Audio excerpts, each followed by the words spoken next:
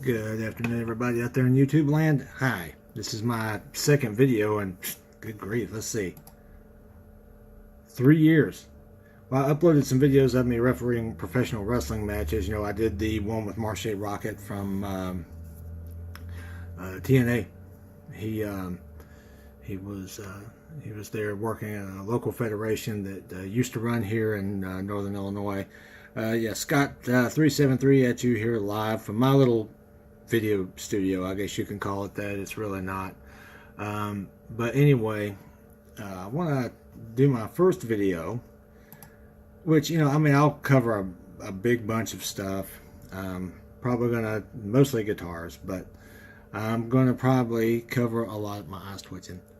But anyway, I'm gonna cover a lot of things, like mostly guitars, but I'll talk about other interests too. Sometimes I'll, you know, might talk about old classic professional wrestling or something to that effect, you know, whatever I'm in the mood for. But anyway, today I do want to do a guitar related video. Okay, I want to talk about, you know, I've been seeing a lot of ads on, you know, Reverb, eBay, you know, you all see them when yeah, my real tree shirt, where they're talking about you know, selling lawsuit guitars, primarily guitars that, you know, usually the Ibanez Les Paul copies. You know, you'll say lawsuit era Ibanez Les Paul copy, but or, you know, they'll have like a Greco that says lawsuit copy or whatever, you know. And the myth is that supposedly back in the 70s there was a bunch of lawsuits filed against these guitar companies like Greco, and, you know, I think even Courtley might have fell in there at one point in time. You know, Fuji Gengaki, you know, Electa, not Electra with an R. There was an Electra guitar, but there was Electa. You know, all these manufacturers that were making these copy guitars, supposedly they were sued out of business, and the evil Gibson and Fender put the hammer down, and the next thing you know, they weren't available anymore. The truth of the matter is that nothing could be further from the truth. The truth of the matter is that there really was only, when it came to the made in Japan stuff, it's become more of a sales gimmick. There was really only one lawsuit that took place, and let's see, it was basically Elgar versus Hoshino, I believe it was. You know, because Elgar was a subsidiary. You know, they were owned by Norlin, and they made Gibson guitars. And really, what the lawsuit over was is that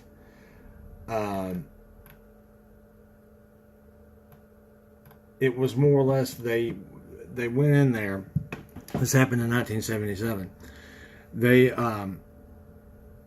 decided that they were going to sue Hoshino because, you know, they were making Les Pauls that had the open book headstock.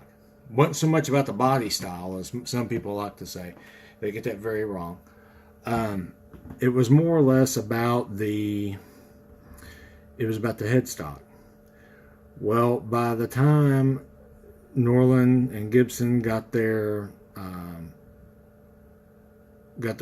crayons in order and got all their T's dotted and their I's crossed, it was pretty much over, because Ibanez had ordered a change in the headstock. They went from the more open book style. You can actually look it up. From a more open book headstock to the more Gretsch black headstock that, you know, you'll see in later models of Ibanez's.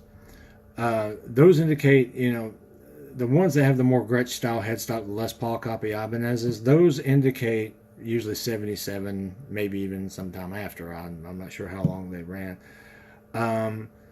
But yeah, those were the later models. To even sit there and see an ad that says it's a lawsuit copy is just totally misleading. It's become a marketing gimmick. It's become a a really big selling point for for guys to try to scoff them up and get, you know, anywhere. They're not asking a whole lot for them. It's not like they're getting, you know, $2-3 grand out of some of them. You know, they're getting about 4 to 6, which is okay. Some of them not worth it because of the shape they're in. Some of them, but you know, most of them, you know, they're not asking too bad. But the fact that they're calling them actual lawsuit copies with the Gretsch style heads on them, that's really not a good thing to be doing. So when you see an ad like that, or when you see a when you see an ad like that, or a Craigslist listing or whatever, just, you know, remind the seller, hey, this is not, you know, this has the Gretsch style headstock. This is not a lawsuit copy. There, in fact, there was no massive lawsuit to speak of. There was none. It was just that one case. Now there might have been some, you know, serial number lawsuits, but you know, as far as like Elektra and Elektra and Memphis and all those guys, they weren't, you know, those guys weren't sued out of business. In fact, some of them, I do believe, wound up partnering with Fender and making, you know, Squier. So, and you know, some just fell to the wayside, economics, whatever. Maybe some of them were, I don't know. But you know, nonetheless, Ventura, guys like that, you know, they make great guitars. I really like them. I like the Japanese guitars. I love them. I'm thinking my next one might be a lawsuit copy, but you know, I had my cousin, he owns a Ventura that plays better than most Martins. Go figure.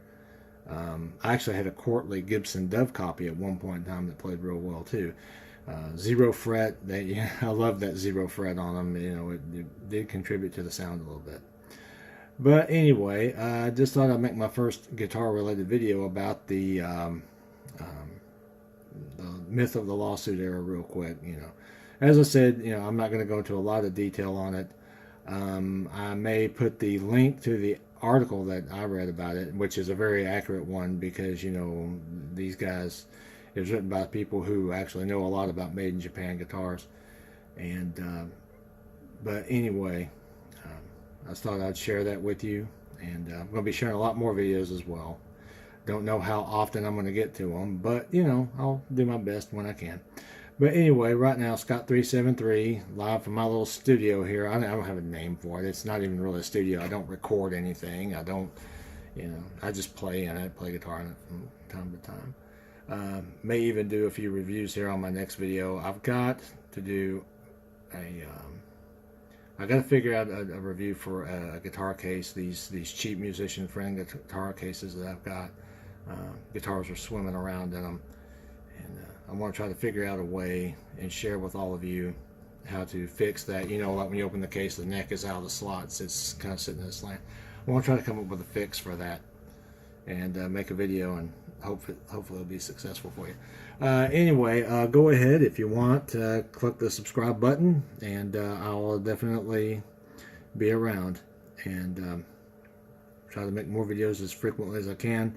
Might want to wait till the kids go back to school though, so that way I don't have Dad. So anyway, all right. Anyway, take care, folks. See you later. Have a good one. Scott373, we're out.